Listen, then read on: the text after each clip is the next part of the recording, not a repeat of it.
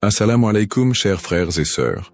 Au cœur des enseignements de l'islam, l'apparition de l'imam Mahdi, que la paix soit sur lui, occupe une place particulière et suscite une profonde réflexion parmi les croyants. L'imam Mahdi est décrit comme un guide divinement choisi, envoyé pour rétablir la justice et l'équité à une époque où l'injustice et la corruption domineront le monde. Cette prophétie, profondément ancrée dans les hadiths du prophète Muhammad, Saus, est une source d'espoir pour des millions de musulmans à travers le globe. Dans un monde marqué par l'incertitude, les conflits et les crises, beaucoup se tournent vers les signes de la fin des temps pour mieux comprendre les événements qui les entourent. L'idée de l'apparition prochaine du Mahdi est perçue non seulement comme un événement spirituel, mais aussi comme une promesse de renouveau et de paix universelle. Les savants musulmans ont longuement débattu et étudié cette prophétie, soulignant son importance dans la foi islamique. Aujourd'hui, face aux défis contemporains, l'intérêt des musulmans pour ce sujet s'intensifie. Cette quête de compréhension n'est pas une simple curiosité, mais une volonté sincère de se préparer spirituellement et de rester fermement attaché aux enseignements d'Allah. Dans cette vidéo, nous allons explorer les prophéties liées à l'imam Mahdi, les signes annonciateurs de son apparition et leur pertinence dans notre époque. Avant de commencer cette vidéo, n'oubliez pas de liker cette vidéo, car cela nous donne beaucoup de force pour continuer à partager du contenu bénéfique. Et je vous invite à vous abonner à notre chaîne et d'activer la cloche de notification pour rester informé de nos prochaines publications sur la foi islamique. Merci et bonne vidéo. Les sources sur l'imam Mahdi. L'histoire et le rôle de l'imam Mahdi, que la paix soit sur lui, sont tirés des enseignements prophétiques et occupent une place importante dans la tradition islamique. Bien que le Coran ne mentionne pas directement l'imam Mahdi, de nombreux hadiths authentiques du prophète Muhammad, sallam, mettent en lumière son apparition future. Ces textes constituent les principales sources de compréhension sur ce sujet. Parmi les hadiths largement acceptés par les savants, on trouve celui rapporté par Abu Saïd al-Khudri, qu'Allah soit satisfait de lui, où le prophète, Saus, a dit « Le jour de la résurrection ne viendra pas avant qu'Allah n'envoie un homme de ma descendance, dont le nom sera comme le mien, et dont le nom du Père sera comme celui de mon Père. Il remplira la terre de justice et d'équité, tout comme elle était auparavant remplie d'oppression et d'injustice. » Rapporté par Abu Daoud et authentifié par Al-Albani. Un autre hadith rapporté par Salama, qu'Allah soit satisfait d'elle, mentionne « Le Mahdi viendra de ma descendance, de la lignée de Fatima. » Sunan ibn Majah, Sahih, selon Al-Albani. Ces hadiths, et bien d'autres, montrent que l'imam Mahdi sera un descendant direct du prophète Muhammad, Saus, portant son nom et sa mission. Guider l'humanité et rétablir l'équilibre et la justice dans un monde troublé. Cependant, il est crucial de faire la distinction entre les sources authentiques et celles qui sont discutables.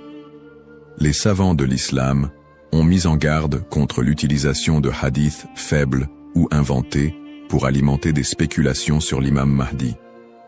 Par exemple, certains récits non authentifiés décrivent des événements exagérés ou incompatibles avec les enseignements fondamentaux de l'islam. Ces récits, bien qu'ils puissent captiver l'imaginaire populaire, ne doivent pas être utilisés pour fonder nos croyances. L'imam Ibn Kathir, dans son ouvrage Al-Bidaya wal-Nihaya, a compilé plusieurs récits authentiques sur le Mahdi, tout en dénonçant les récits non fiables. De même, des savants contemporains comme Sheikh Al-Albani ont travaillé pour classifier les hadiths sur ce sujet, permettant aux croyants de se baser uniquement sur des textes crédibles.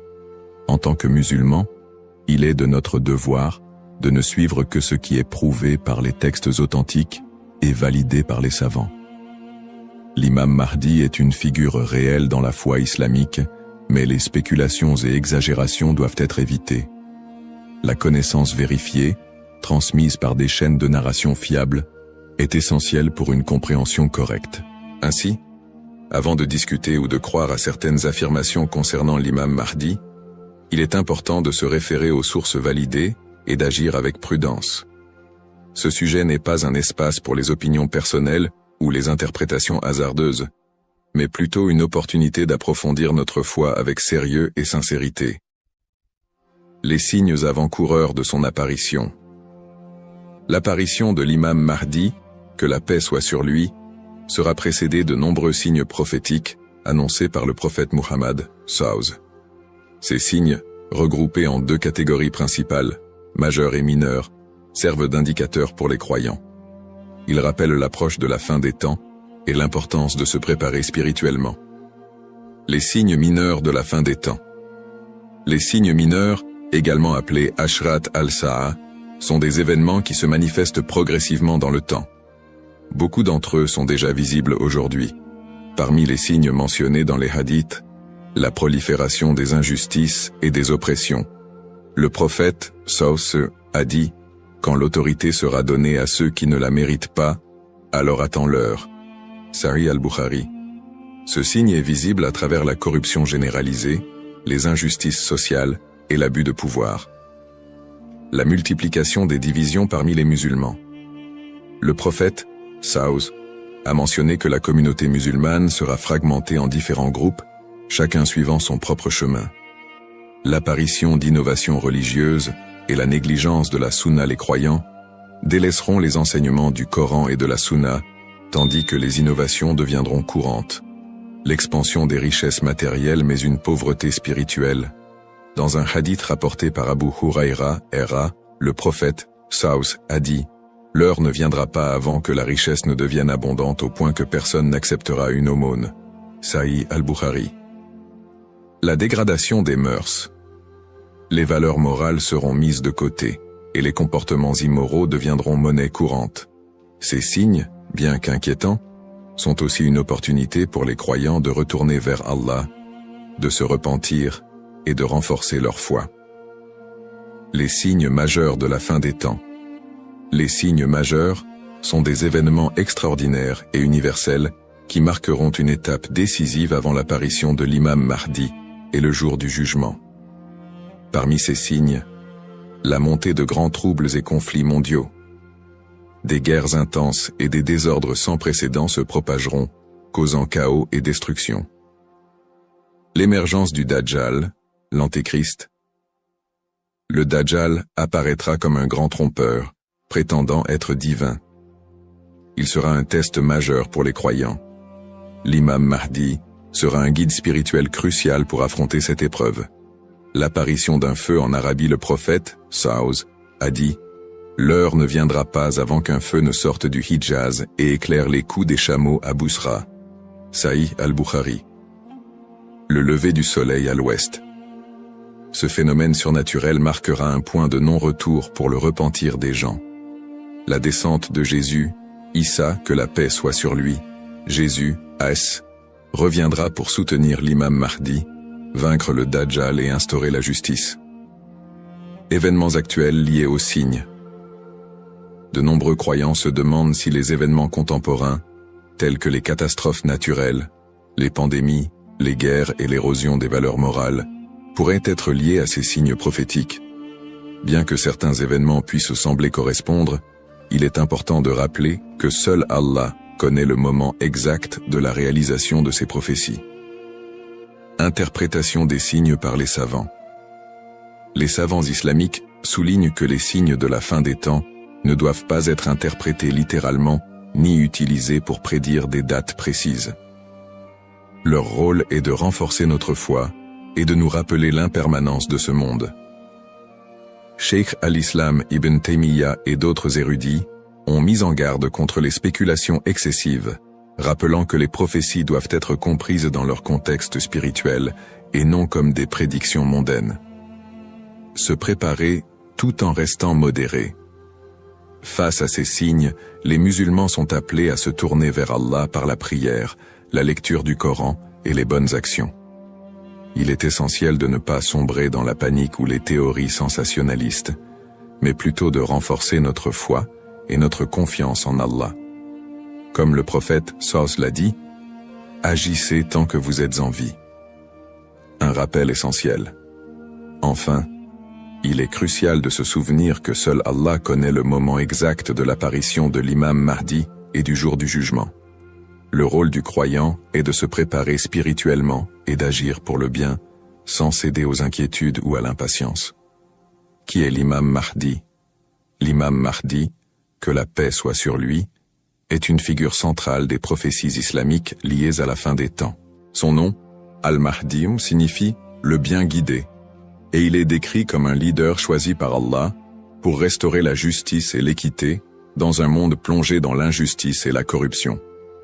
Il incarne l'espoir et la rédemption pour les croyants, à une époque où les valeurs morales et spirituelles auront été gravement dégradées. Le rôle de l'imam Mahdi selon les enseignements islamiques. Le rôle principal de l'imam Mahdi sera de guider l'humanité sur le chemin de la vérité et de la foi. Il apportera la justice dans un monde envahi par l'oppression et rétablira l'ordre dans les sociétés désorganisées. Le prophète Muhammad, Saus, a dit « Il remplira la terre de justice et d'équité, tout comme elle était auparavant remplie d'injustice et d'oppression. » Sunan Abu Daoud, Sahih selon Al-Albani. Le Mahdi sera également un défenseur de l'islam et de l'unité de la communauté musulmane. Ummah. Son arrivée coïncidera avec une période de chaos où les croyants seront divisés et éprouvés par de grandes tribulations. Il unifiera les musulmans sous une bannière commune et les guidera dans des batailles contre les forces du mal, notamment le Dajjal, l'Antéchrist. Traits et caractéristiques de l'imam Mahdi. Les hadiths authentiques décrivent l'imam Mahdi comme un homme au physique et aux qualités exceptionnelles. Son nom et sa lignée. Il portera le même nom que le prophète Mohammed, Saus, et son père aura également un nom similaire à celui du père du prophète. Il sera un descendant direct du prophète à travers sa fille Fatima, qu'Allah soit satisfait d'elle. Son apparence, dans certains récits, il est décrit comme ayant un front large et un nez aquilin. Ses traits physiques permettront aux croyants de le reconnaître. Son caractère, le Mahdi sera doté d'un sens aigu de la justice, d'une grande sagesse et d'un cœur pur. Il sera aimé et suivi par les croyants sincères.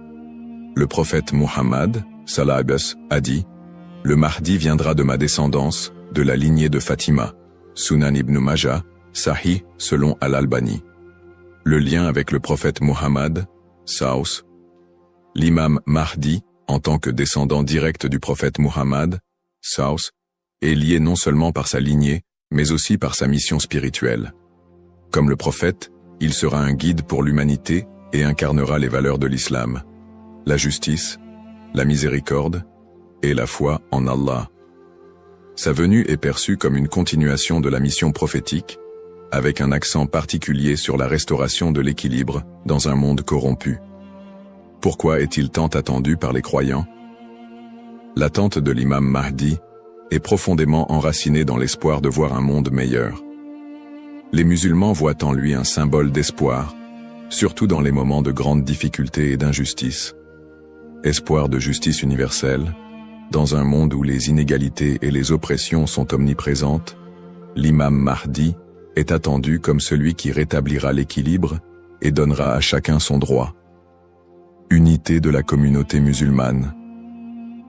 À une époque où les divisions parmi les musulmans sont nombreuses, il apportera l'unité et la paix au sein de l'Ummah. Un guide spirituel et moral. Alors que les valeurs spirituelles s'érodent, il sera un phare de lumière et un rappel puissant du message divin. Pour les croyants, l'imam Mahdi représente un renouveau spirituel et moral. Sa venue n'est pas simplement un événement futur, mais un rappel constant de l'importance de rester attaché à sa foi, de cultiver la justice et d'agir en tant que serviteur d'Allah. Un rappel essentiel. Bien que l'attente du Mahdi soit source d'espoir, il est important de se rappeler qu'Allah seul connaît le moment de son apparition. Comme le prophète Muhammad, Saus, l'a dit, il viendra au moment qu'Allah aura choisi pour lui. Cette croyance nous rappelle de nous concentrer sur nos propres actions et de renforcer notre foi en préparation à cet événement majeur. Le rôle du croyant en attendant l'imam Mahdi. L'attente de l'imam Mahdi, que la paix soit sur lui, est une réalité profondément ancrée dans la foi islamique. Cependant, cette attente ne doit pas être perçue comme une justification pour l'inaction ou la passivité. Au contraire, le croyant est appelé à renforcer sa foi, ses bonnes actions et son lien avec Allah dans cette période d'attente. Se concentrer sur ses propres actes et sa foi. L'attente de l'imam Mahdi ne signifie pas que les croyants doivent simplement espérer un changement sans agir. Allah nous rappelle dans le Coran, « Certes, Allah ne modifie pas l'état d'un peuple tant qu'il ne modifie pas ce qui est en eux-mêmes. » Sourate Ar-Ra'd 13-11. Cela implique que chaque croyant doit se concentrer sur l'amélioration de ses propres actes, de sa foi et de son comportement. L'imam Mahdi ne viendra pas pour accomplir ce que nous négligeons, mais pour guider une communauté déjà engagée dans la voie d'Allah. Pratique recommandée pour le croyant. En attendant l'imam Mahdi, le croyant doit s'efforcer de maintenir une relation forte et constante avec son Créateur. Voici quelques pratiques essentielles. La prière, salah. La prière est le pilier central de l'islam et le premier acte dont le croyant sera jugé. L'accomplissement régulier des prières obligatoires et surérogatoires est crucial pour renforcer notre foi. Le dhikr, évocation d'Allah, multiplier les invocations et les rappels d'Allah, permet de purifier le cœur et de rester connecté à lui, même dans les moments difficiles. Le prophète Saus a dit, « Le meilleur rappel est « La ilaha illa Allah » Il n'y a de Dieu qu'Allah. La lecture du Coran. Le Coran est la lumière et la guidance pour tout croyant. Sa lecture régulière, accompagnée de méditation sur ses significations, est essentielle pour maintenir un lien avec les enseignements divins. Le tawakkul, confiance en Allah. Face aux épreuves, le croyant doit placer sa confiance totale en Allah, tout en faisant les efforts nécessaires pour s'améliorer. Agir et être un modèle de vertu. L'attente de l'imam Mahdi n'est pas une excuse pour négliger nos responsabilités personnelles, sociales ou spirituelles. Au contraire, chaque croyant doit être un modèle de vertu et d'excellence dans tous les aspects de sa vie, dans sa famille, en éduquant ses enfants dans les valeurs islamiques et en maintenant une atmosphère de piété et d'amour, dans sa communauté, en participant à des œuvres caritatives, en favorisant l'unité et en soutenant ceux qui en ont besoin. Dans sa conduite quotidienne, en respectant les enseignements de l'islam, en évitant les péchés et en recherchant l'agrément d'Allah dans toutes ses actions. Un rappel d'équilibre et de responsabilité. L'imam Mahdi n'est pas une figure miraculeuse venue pour résoudre tous les problèmes du monde sans notre participation. Son apparition sera une bénédiction pour ceux qui se seront préparés en renforçant leur foi et en accomplissant leurs devoirs religieux et sociaux. Le prophète Mohammed Saus a dit « Travaillez pour ce monde comme si vous alliez vivre éternellement, et travaillez pour l'au-delà comme si vous alliez mourir demain. » Cette sagesse rappelle aux croyants l'importance de trouver un équilibre entre les affaires mondaines et spirituelles, tout en se préparant à l'apparition du Mahdi. En résumé, attendre l'imam Mahdi est une opportunité pour chaque musulman de devenir une meilleure personne, en s'engageant activement dans le bien et en restant fidèle à la voie tracée par le prophète Mohammed. Saus. Les erreurs fréquentes et mises en garde. L'attente de l'imam Mahdi est une croyance importante en islam, mais elle doit être abordée avec prudence et discernement.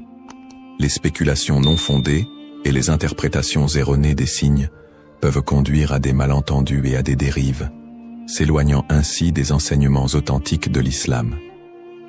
Les spéculations non fondées sur son apparition. De nombreuses personnes, face aux troubles mondiaux et aux épreuves, se livrent à des spéculations sur l'apparition imminente de l'imam Mahdi. Certains affirment même avoir vu des signes ou identifié des individus comme étant le Mahdi. Ces spéculations, bien qu'alimentées par l'inquiétude ou l'espoir, sont souvent basées sur des sources faibles ou des interprétations personnelles. Le prophète Mohammed Saus nous a rappelé que seul Allah connaît le moment de ces événements. Quant à l'heure, nul ne la connaît, si ce n'est Allah. Sourate Luqman, 13 13 4. Il est donc essentiel de rester vigilant face à ceux qui prétendent connaître des détails précis ou fixer des dates, car cela va à l'encontre des enseignements islamiques. Les dangers d'interpréter les événements sans preuves solides. L'histoire a montré que certains individus ou groupes ont abusé de la croyance en l'imam Mahdi pour manipuler les gens, provoquer des divisions ou instaurer des mouvements extrémistes. Ces interprétations sans fondement solide peuvent semer la confusion et détourner les croyants de leur foi. Les savants mettent en garde contre l'interprétation erronée des textes prophétiques sans une connaissance approfondie. L'utilisation des événements actuels pour affirmer des prophéties sans preuves solides. La propagation de fausses informations ou d'idéologies qui ne reposent pas sur le Coran et la Sunna. Les conseils des savants pour éviter les dérives. Pour se prémunir contre ces erreurs, les savants recommandent les points suivants. S'appuyer sur les sources authentiques, étudier les hadiths authentiques et éviter les récits douteux ou faibles. Ne pas se précipiter dans les conclusions, rester humble et reconnaître que seul Allah connaît la vérité absolue. Consulter les savants compétents, s'adresser à des érudits fiables pour toute question ou doute sur les prophéties. Se concentrer sur ses propres actes, plutôt que de se perdre dans des spéculations inutiles, renforcer sa foi et accomplir ses devoirs religieux. Un rappel essentiel. L'apparition de l'imam Mahdi est un événement certain, mais son moment reste un secret d'Allah. Le prophète Mohammed SAW nous a enseigné l'importance de ne pas se perdre dans des conjectures, mais de rester attaché aux principes de l'islam et de faire confiance à Allah. Celui qui place sa confiance en Allah, il lui suffit. Surat At-Talaq, 65-3. En résumé, chaque croyant doit éviter les pièges des spéculations et des interprétations erronées et se concentrer sur l'essentiel, sa relation avec Allah et son engagement à suivre les enseignements du prophète SAW. L'importance de l'espoir et de la confiance en Allah. Dans un monde rempli de défis, d'épreuves et d'incertitudes, il est essentiel pour les croyants de maintenir un profond sentiment d'espoir et une confiance absolue en Allah. La promesse de l'apparition de l'imam Mahdi, que la paix soit sur lui, n'est pas un appel à la peur, mais un rappel de la miséricorde et de la sagesse infinie d'Allah. Ne pas céder à la peur ou à l'anxiété. Les épreuves de la vie peuvent parfois paraître écrasantes, mais Allah nous rappelle dans le Coran. Ne vous laissez pas abattre et ne soyez pas tristes. Vous êtes les supérieurs si vous êtes croyants. Surat Al-Imran 3:139. Plutôt que de succomber à l'anxiété face aux troubles du monde ou aux signes de la fin des temps, les croyants doivent se rappeler que ces événements font partie du plan divin. Allah est le meilleur des planificateurs, et tout ce qui se passe a une raison profonde, même si elle nous échappe. Chaque épreuve est une opportunité de se rapprocher d'Allah. Les moments de difficulté sont, en réalité, des occasions uniques pour renforcer sa foi et son lien avec Allah. Le prophète Mohammed SAW a dit « La récompense est proportionnelle à l'épreuve.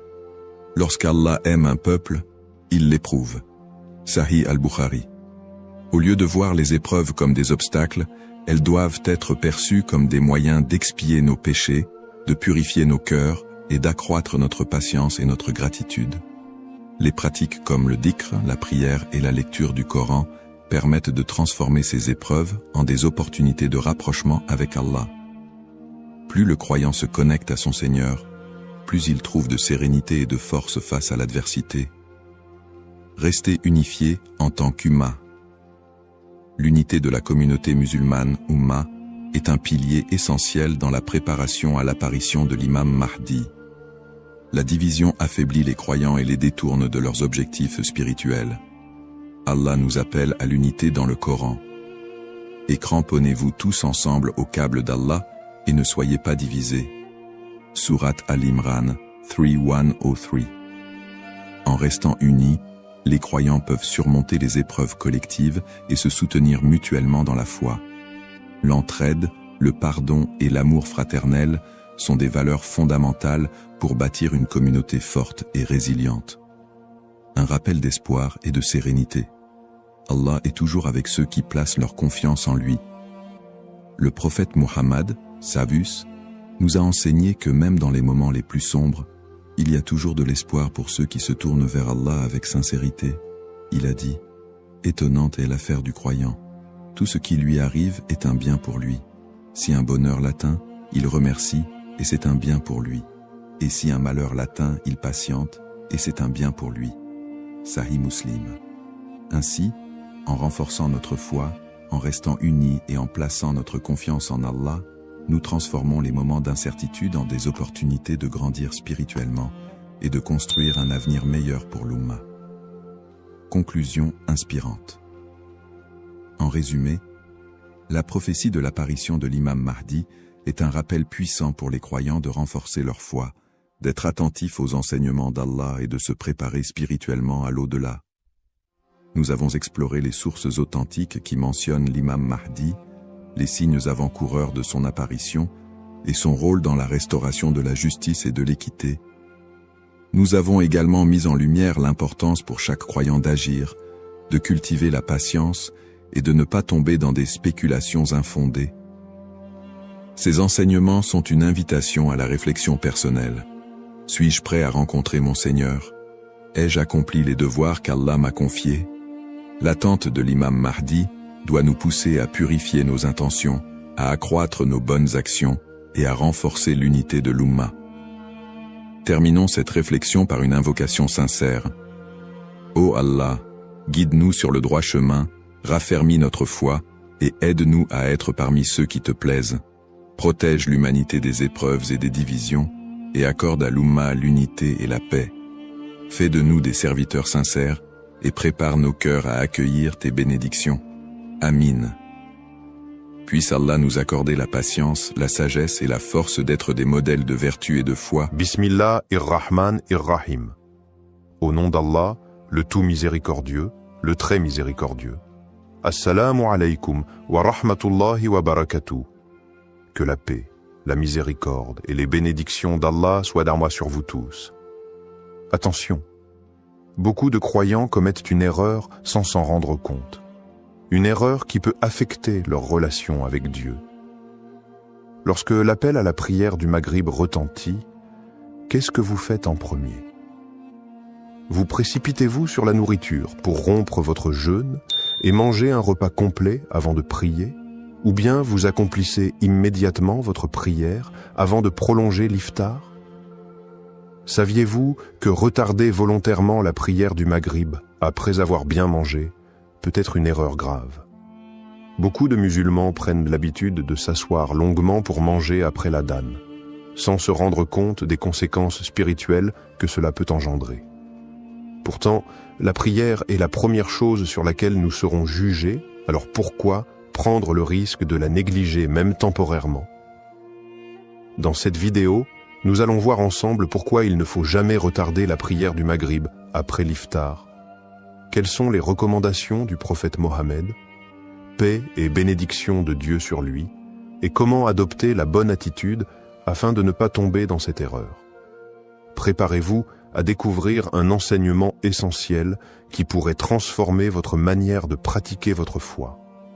Avant de commencer cette vidéo, n'oubliez pas de liker cette vidéo, car cela nous donne beaucoup de force pour continuer à partager du contenu bénéfique. Et je vous invite à vous abonner à notre chaîne et d'activer la cloche de notification pour rester informé de nos prochaines publications sur la foi islamique. Partagez-la avec vos proches et laissez un commentaire pour me dire ce que vous en pensez. Merci et bonne vidéo. Explication du problème. La prière du Maghrib est l'une des 5 prières obligatoires en islam. Elle marque la fin du jeûne quotidien pendant le mois de Ramadan et se situe à un moment clé de la journée, juste après le coucher du soleil. Son importance est capitale, car en tant que prière prescrite, elle doit être accomplie dans son temps imparti et ne peut être retardée sans raison valable. Le prophète Mohammed, paix et bénédiction de Dieu sur lui, a insisté sur la nécessité d'accomplir les prières à l'heure. Dans un hadith rapporté par l'imam Muslim, il est mentionné que la prière la plus aimée auprès d'Allah est celle accomplie dès le début de son temps.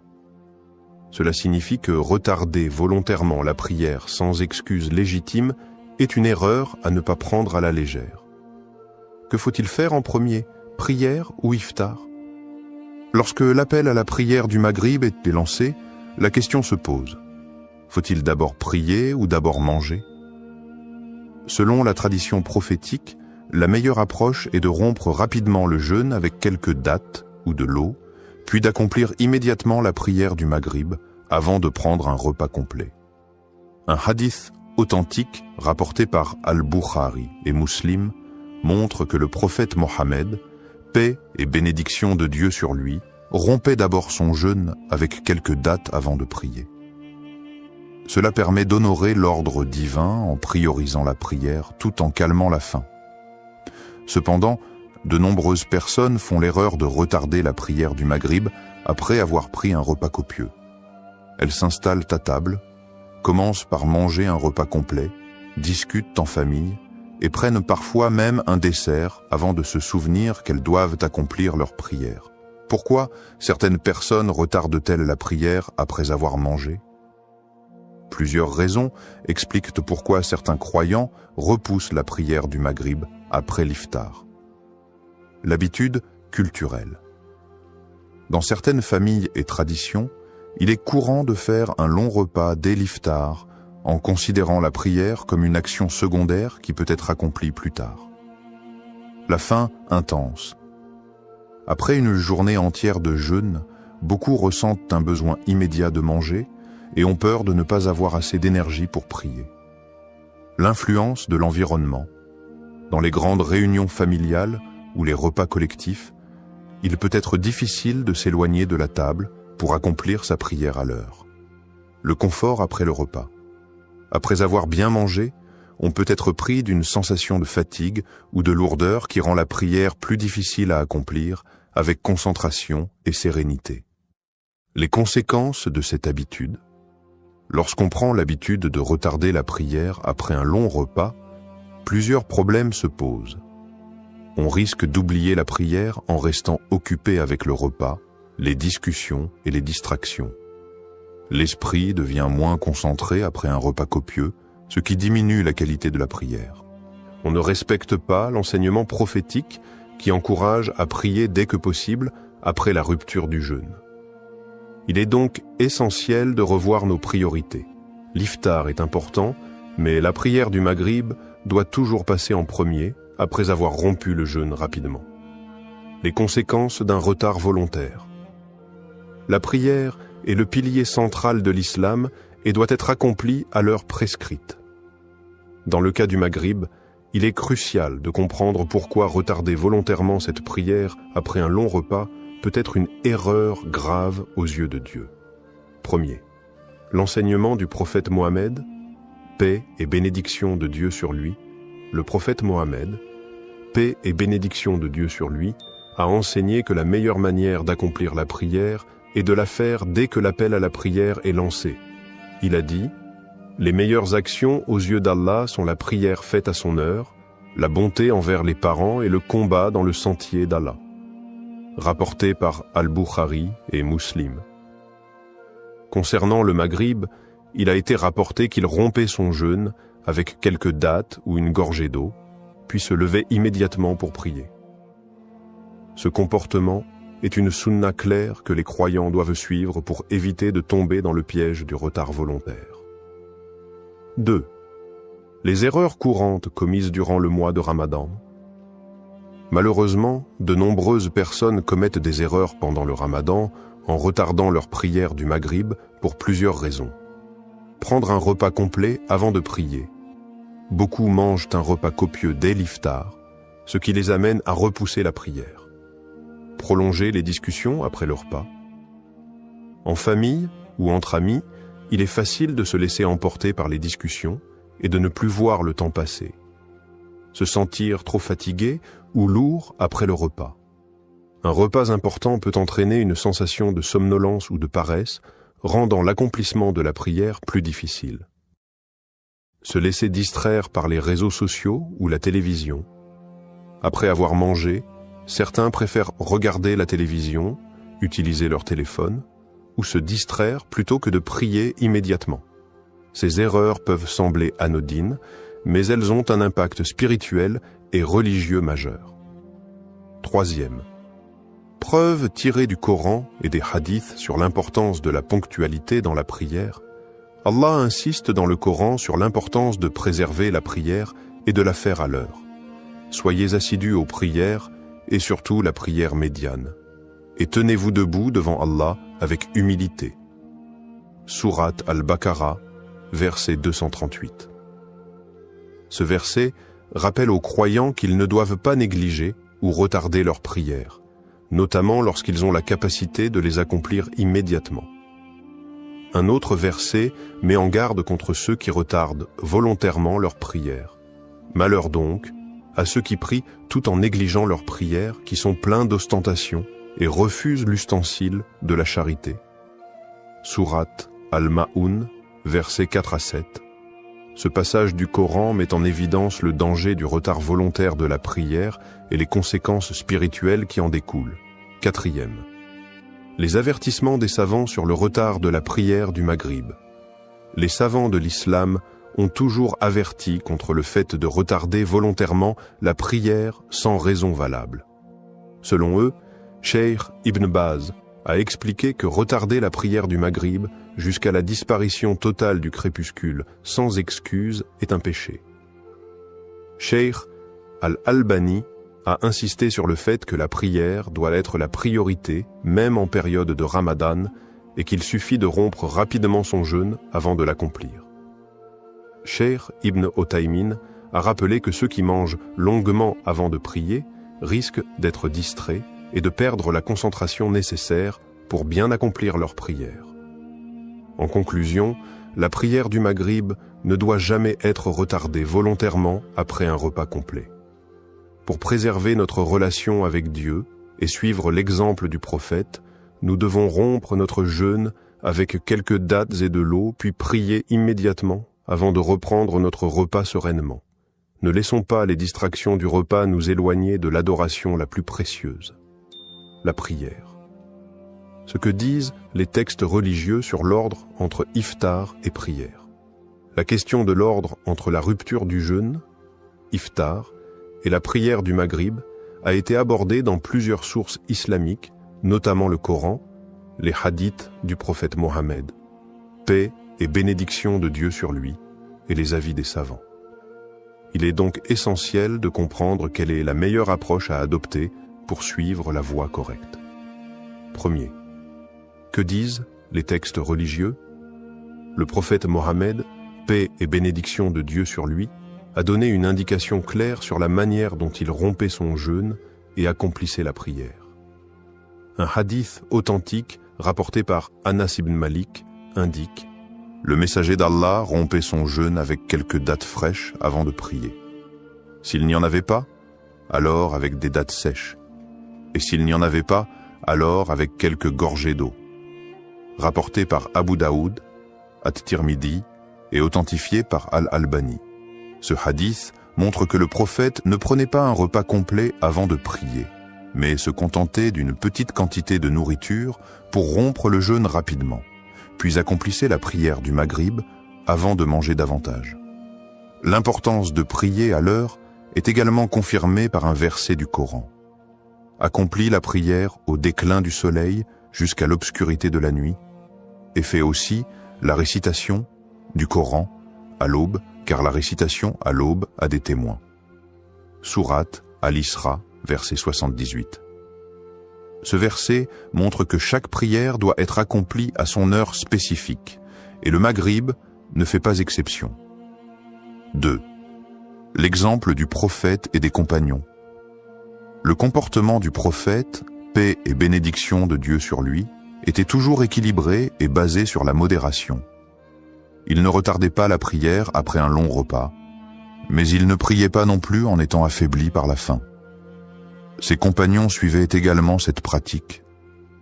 Ils rompaient leur jeûne rapidement, priaient le Maghrib, puis prenaient le temps de bien manger par la suite. Cela leur permettait de combiner l'adoration et le bien-être du corps sans sacrifier l'un au profit de l'autre. Un autre hadith du prophète appuie cette approche. Les gens resteront sur la bonne voie tant qu'ils s'empresseront de rompre leur jeûne. rapporté par Al-Bukhari et Muslim. Cela signifie qu'il est recommandé de ne pas retarder l'iftar, mais cela ne signifie pas qu'il faut prolonger le repas au point de retarder la prière. Troisième, réfutation des idées reçues sur le fait de trop retarder la prière. Certaines personnes pensent à tort que il est préférable de manger un repas complet avant de prier pour avoir de l'énergie. La prière peut être retardée tant qu'elle est faite avant l'Isha. Ces arguments ne sont pas fondés sur les enseignements du prophète. Manger un repas complet avant de prier peut rendre la prière plus difficile en raison de la sensation de lourdeur et de fatigue. D'autres disent que la prière peut être retardée après le repas tant qu'elle est accomplie avant la prière de l'Isha. Mais cette approche va contre la recommandation de prier dès que possible. Retarder sans raison valable peut entraîner une négligence et une perte progressive de la rigueur spirituelle. Quatrième, analyse des opinions divergentes. Il existe deux grandes approches concernant la question du Maghrib et de l'iftar. Premier avis, rompre le jeûne avec quelques dattes et de l'eau, puis prier immédiatement. Cet avis est largement recommandé car il est basé sur la sunna du prophète et permet de préserver la priorité de la prière tout en calmant la faim. Deuxième avis, prendre un repas avant de prier. Certains savants estiment que si une personne est trop affamée pour se concentrer dans sa prière, elle peut manger un peu plus que quelques dattes avant de prier, mais sans prolonger inutilement le repas. La meilleure approche reste celle du prophète, rompre rapidement le jeûne, accomplir la prière immédiatement, puis profiter du repas en toute sérénité. Conclusion, le Coran, les hadiths et les avis des savants convergent vers une même règle. La prière du Maghrib ne doit pas être retardée volontairement après un repas prolongé. Le prophète nous enseigne que la meilleure manière d'agir est de rompre le jeûne avec quelques dattes et de l'eau, puis de prier immédiatement. Ne laissons pas nos habitudes alimentaires nous éloigner de l'adoration d'Allah. Faisons passer la prière avant tout, et Allah nous accordera sa bénédiction. Conséquences spirituelles et impact sur la foi. L'islam accorde une place centrale à la prière, qui est le premier acte d'adoration sur lequel nous serons jugés le jour du jugement. Retarder systématiquement la prière du Maghrib après un long repas peut sembler anodin, mais en réalité, cela a un impact profond sur la spiritualité, la discipline religieuse et la relation avec Allah. Premier, perte progressive de la rigueur spirituelle. Lorsqu'un croyant prend l'habitude de retarder la prière sans raison valable, il commence à affaiblir son engagement religieux. En effet, la prière est censée être une priorité absolue et non un simple rituel secondaire à caser dans son emploi du temps. Allah dit dans le Coran, « La prière a été prescrite aux croyants en des temps déterminés. » Sourate An-Nisa, verset 103. Cela signifie que chaque prière doit être accomplie à son heure précise. Lorsqu'on retarde une prière pour des raisons futiles, cela peut ouvrir la porte à la négligence et à terme, entraîner une baisse de foi et une perte de connexion avec Allah. Exemple concret, un frère témoigne. Avant, je prenais l'habitude de manger un repas complet avant de prier Maghrib. Puis un jour, j'ai réalisé que souvent je traînais tellement que je priais juste avant Isha. En changeant mon habitude et en priant immédiatement après l'iftar, j'ai senti une amélioration énorme dans ma concentration et ma discipline religieuse. Deuxième impact sur la proximité avec Allah. La prière est un moment d'intimité avec Allah, où le croyant se détache de ce monde pour se reconnecter avec son Créateur. Lorsque l'on repousse ce moment, on accorde plus d'importance à la nourriture et au plaisir terrestre qu'à l'adoration. Le prophète Mohammed, paix et bénédiction de Dieu sur lui, a dit « La prière est la lumière du croyant », rapporté par Ahmad et At-Tabarani. En retardant volontairement la prière, on éloigne cette lumière de notre cœur et avec le temps, cela peut créer une insensibilité spirituelle. Exemple concret, une sœur raconte « J'avais du mal à me sentir connecté dans mes prières.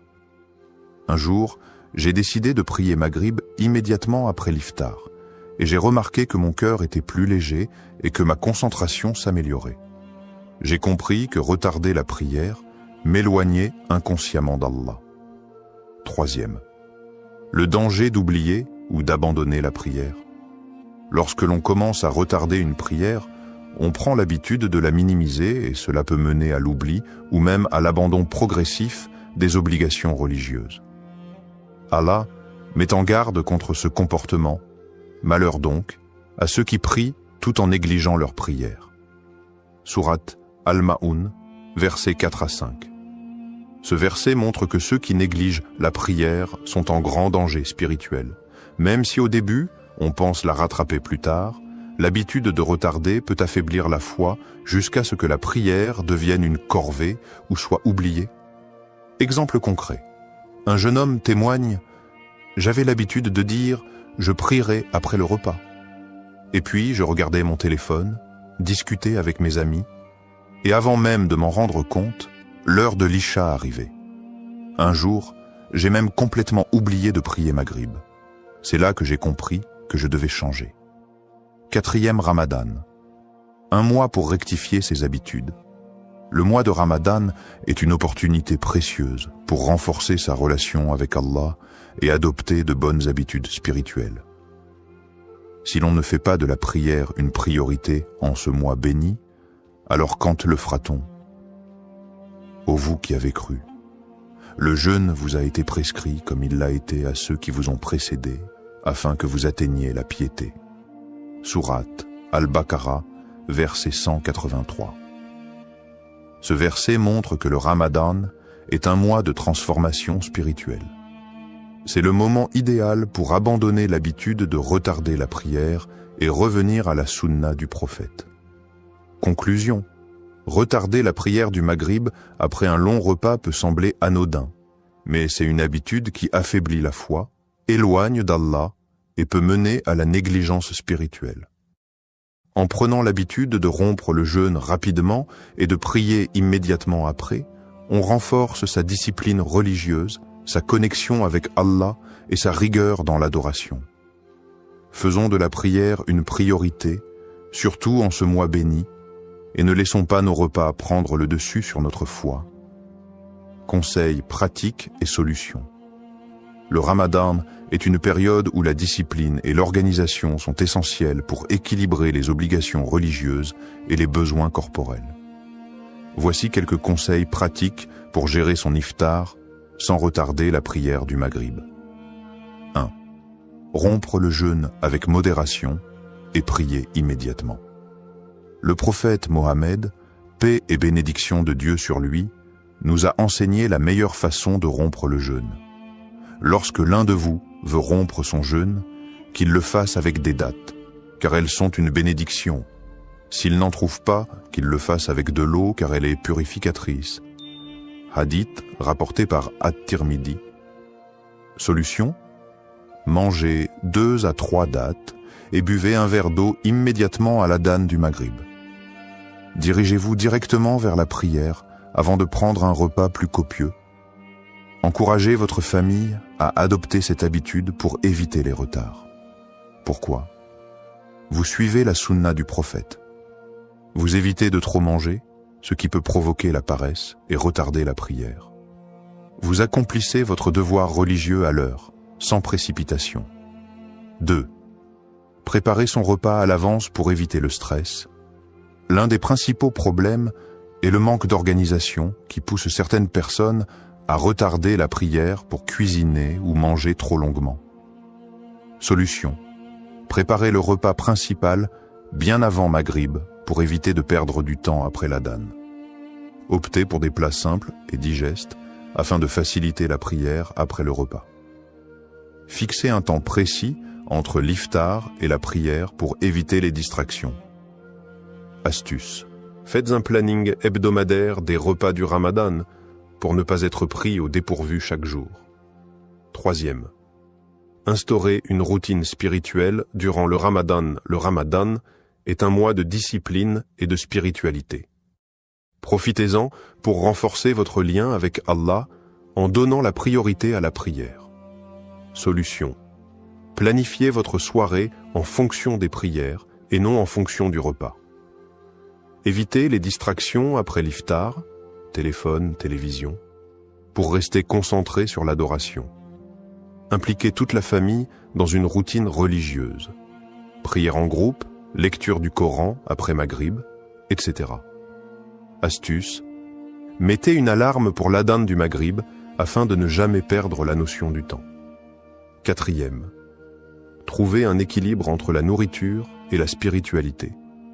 Il est important de ne pas faire de l'iftar un moment d'excès, mais un temps équilibré où l'on nourrit à la fois le corps et l'âme. Solution. Mangez en quantité raisonnable avant la prière pour éviter la lourdeur. Buvez suffisamment d'eau pour éviter la fatigue qui pourrait être une excuse pour retarder la prière. Considérez la prière comme un moment de gratitude et non comme une obligation à repousser, rappel. Et recherchez l'au-delà à travers ce qu'Allah t'a donné et n'oublie pas ta part en ce bas monde. Sourate Al-Qasas, verset 77. Conclusion. L'organisation et la discipline sont essentielles pour concilier iftar et prière sans négligence. Suivre la sunna du prophète en rompant rapidement le jeûne avant de prier est la meilleure approche. Avec un bon équilibre entre besoins physiques et obligations religieuses, le Ramadan devient une période de renforcement spirituel. Ne laissons pas notre repas retarder notre prière. La nourriture nourrit le corps, mais la prière nourrit l'âme. Conclusion et message final, nous avons vu à quel point la prière du Maghrib doit être accomplie à l'heure, sans être retardée inutilement après l'iftar. Le prophète Mohammed, paix et bénédiction de Dieu sur lui, nous a enseigné l'équilibre parfait entre les obligations religieuses et les besoins corporels. Rappel des points essentiels, rompre le jeûne avec quelques dattes et de l'eau, puis prier immédiatement. Ne pas faire de l'iftar un moment d'excès qui entraîne la négligence de la prière. Suivre la discipline du Ramadan pour renforcer sa connexion spirituelle avec Allah. S'organiser à l'avance pour ne pas avoir à choisir entre manger et prier à l'heure. Un message fort, prioriser la prière avant tout. La prière est l'acte le plus important de notre adoration. Aucun repas, aucune distraction ne devrait passer avant notre connexion avec Allah. Le Ramadan est une opportunité pour corriger nos habitudes et revenir à la discipline spirituelle. Ne commettons pas l'erreur de mettre la prière au second plan, car celui qui néglige la prière finit par négliger sa foi. Allah nous a donné un mode de vie équilibré. Respectons-le en mettant la prière avant tout. Sensibilisez et partagez le message. Si ce message vous a été bénéfique, partagez-le autour de vous.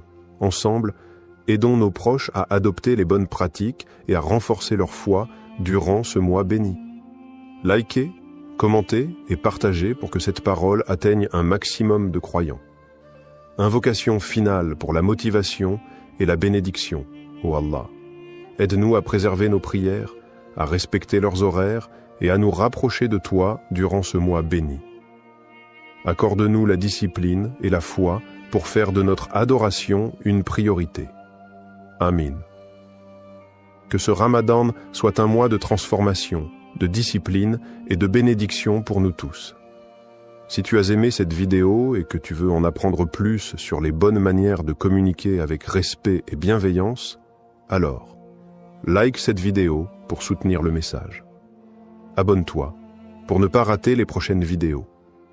Partage cette vidéo avec tes proches pour qu'ensemble, nous puissions répandre plus de bienveillance.